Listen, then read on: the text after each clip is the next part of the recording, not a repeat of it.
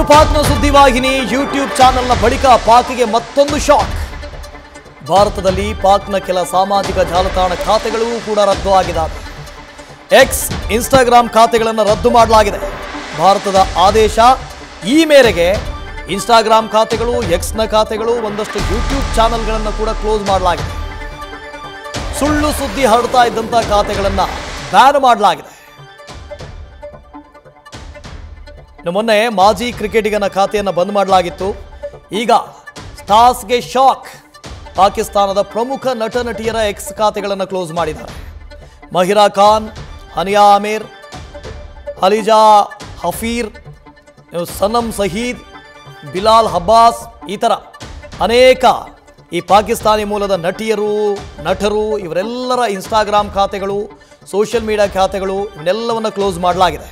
ಆದರೆ ಇವರು ದುಡ್ಡು ಗಳಿಸ್ತಾ ಇದ್ದಿದ್ದೆ ಇಲ್ಲಿಂದ, ಅವ್ರಿಗೆ ವ್ಯೂಸ್ ಬರ್ತಾ ಇದ್ದಿದ್ದೆ ಇಲ್ಲಿಂದ, ನಮ್ಮವರೇ ನೋಡ್ತಾ ಇದ್ದಿದ್ದು. ಹಾಗಾಗಿ ಅವ್ರಿಗೊಂದು ಬಿಗ್ ಶಾಕ್ ಇದು.